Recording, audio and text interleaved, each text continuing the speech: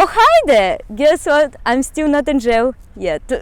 I'm just kidding, maybe I'm not, but anyways, guys, welcome to my channel. It's been already actually a month since I'm living in Russia. Lots of things have happened during this time. I'm gonna show you later. And as some of you might know, I came to Russia for two reasons. First of all, to help my family with one family matter, and also try to get a Schengen visa. And it turned out that many of you actually think that it's impossible right now for Russians to get a Schengen visa.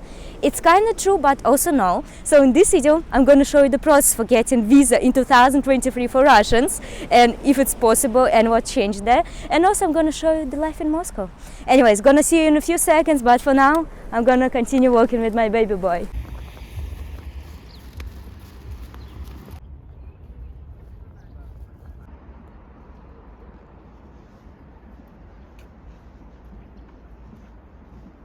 After posting in Instagram news that I'm trying to get a Schengen visa, I start getting hate almost every single day, so I would like to make this disclaimer in the beginning of this video.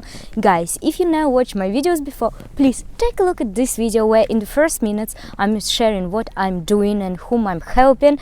And for your knowledge, when I shared this to my local friends here in Moscow, they took their phones out of the table and hid them in the bags, and they told me never speak out loud about this in Russia, otherwise I can go to jail up to 10 years. So it's not a joke, it really happened a few weeks ago with my best friends, and it made me super scared. So I would like actually to leave Russia, at least to be able to continue doing what I'm doing and helping others. So I hope after this disclaimer there's gonna be no hate from you.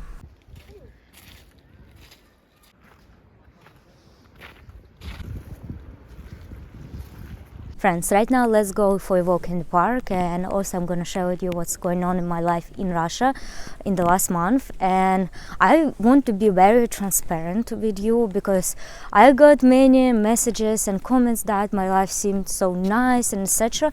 And the thing is, like, no one's life is perfect, and if I'm not sharing this, it doesn't mean that I have a great life, because this was my mental state in the last month. I was feeling the worst mentally for a very long time already, to be honest. I think in the last year.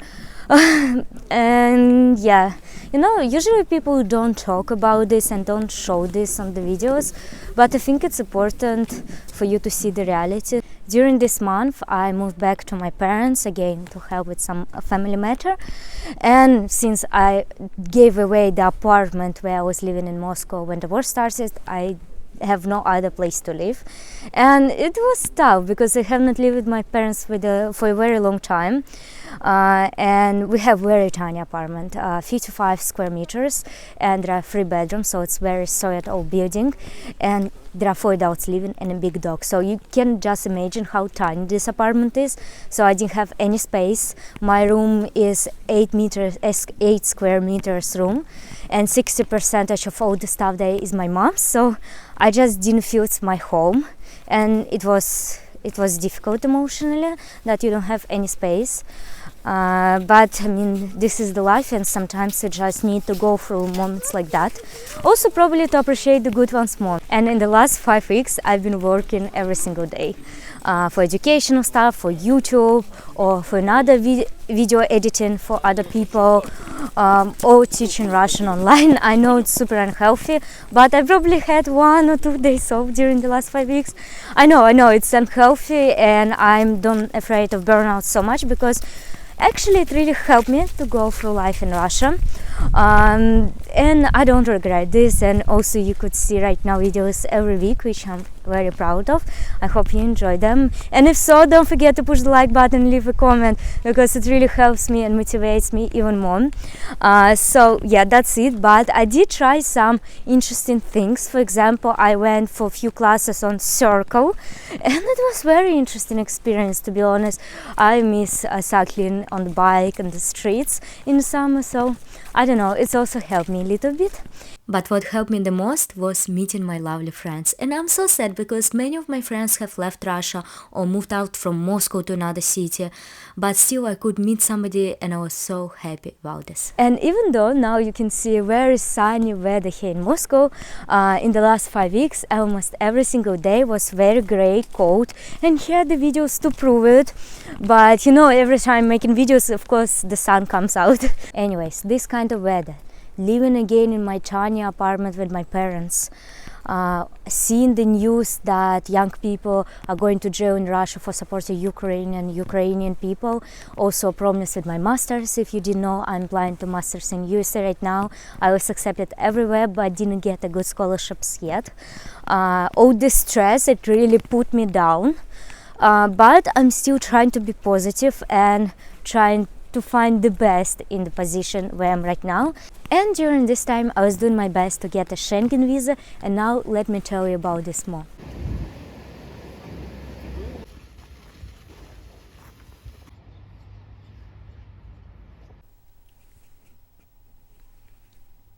If you've been following me for over the year, you might remember this place. It's my room in my parents' apartment where I started making my YouTube videos, and yeah, it feels nice to come back and make videos here again. Probably. Anyways, I already prepared some tea and I hope you guys also gonna prepare it. And let me explain you right now the current situation with Schengen visas for Russians, because I can already see that many of you have questions about this. At the moment, Russians cannot apply for a visa to Latvia, Lithuania, Poland, Finland, Czech Republic and Estonia, and even if they already have an existing Schengen visa, they still cannot visit these countries. Also, right now, Russians cannot apply for a tourist visa to Netherlands, Belgium, Denmark and Slovakia. But with the other countries, situation is different. Even though there are some difficulties to get visas to Germany and Malta, it's still possible, but you must have an insurance that is available in Europe, not a Russian one. And also it's quite difficult to get a visa to Norway and Sweden, but still possible. On the other hand, countries such as Austria, Greece, Croatia, Italy, Spain, France, Hungary, Slovenia, Switzerland and Portugal are still giving visas to Russians, and I'm applying to one of these countries. Of course, when the war started, there were some changes with the application for a Schengen visa. First of all, if I'm not making a mistake, before the war, the price was 30 euros to apply for a visa, and also 20 euros additional amount, so they consider your application, while right now to apply for visa cost 80 euros and also 20 euros additional money, so they take a look at your documents. And the second thing is that the amount of days of getting a feedback of your visa application increased. If in the past I think it was approximately 20 working days, while right now it's 45 working days. So what does it mean? It means that we need to apply earlier than before. As for the documents that you need to submit for a visa, well, first of all, you need a questionnaire. It looks approximately like that in most of the countries. Also, you need to attach your international passport and the copies of all the pages from it, and also copies of all the pages of all your previous international passports, and also attach them as well. Well, ready. You need to print and attach your plane tickets to the country and also tickets back. And another thing is confirmation of your accommodation, and fortunately I'm very happy and very glad that I have a friend in this country. It's a good friend of mine and she helped me to get it. Moreover, you need to attach copies of all the pages from your Russian passport, and the most important thing is the proof of that you have money. Right now I was hearing stories that if you have money only in your Russian banks, there is a huge chance that your visa will be declined because of the banking issues for Russians right now abroad. That's why I needed to fly to Turkey to get this confirmation, and also I need to have a proof for the last 3 months that I was spending this money. Another thing is that you need to buy a travel health insurance that will cover all the days of your stay in the Schengen zone. Fortunately, my friends are gonna buy it to me right now. And also, I'm seeing some comments that it's much better to buy insurance from international companies and not from Russian ones. Otherwise, it can be also a reason for a visa refusal. And the last thing that I'm gonna attach is actually a proof that I have some property in Russia.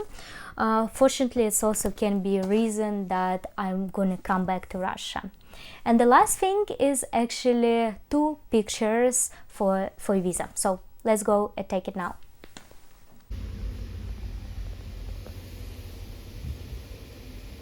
So now we are going to make pictures for my visa.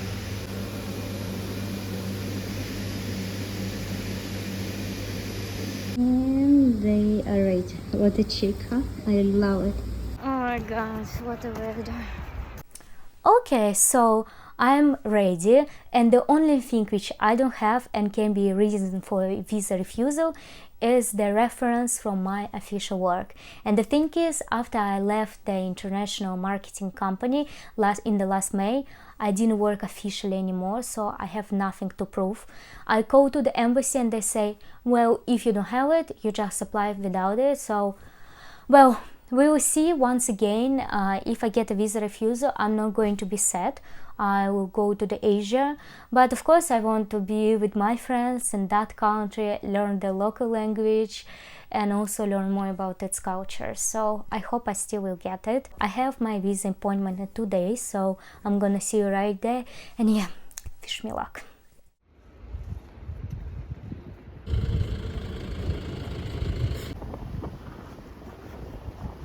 Good morning from sunny Moscow, my friends. So I'm on my way right now to embassy to apply for Schengen visa and just take a look how much documents I have. Lots of it, because they want copies literally maybe of everything. So, well, I wouldn't be able to make videos there, but later I will share my impressions.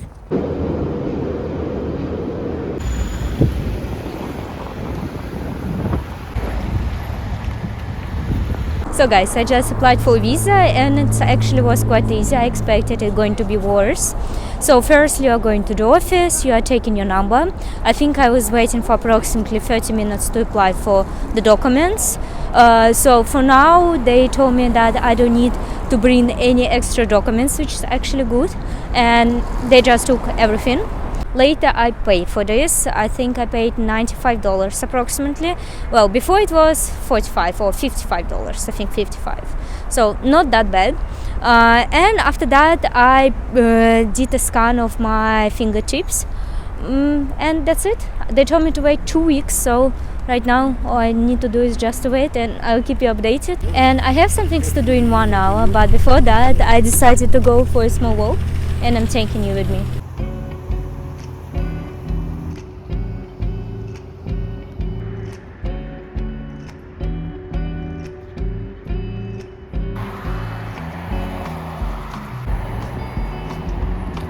Advertisement of the new McDonald's. Tasty period.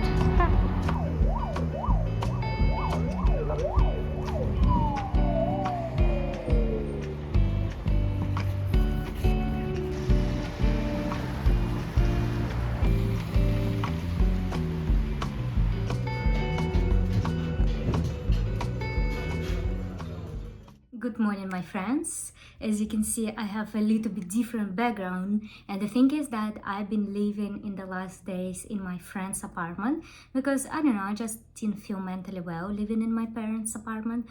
So yesterday, it was Thursday, and I received an email from the embassy that my passport is ready, and right now I will go to pick up my visa, taking you with me. It's been a week and 2 days after I applied for a visa when I received the feedback. I'm a little bit nervous, but I have a feeling that I should get the visa, but let's see. Let's go.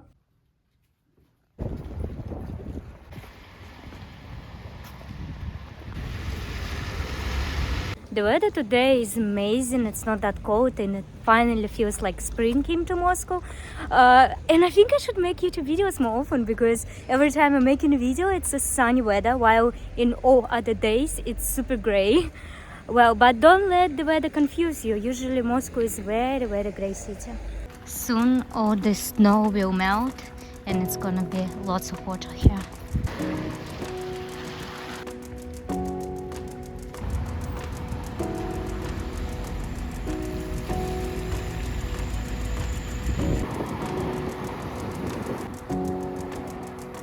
So I went out of underground 1 station earlier than I should and decided to go for a walk in Park Gorkova.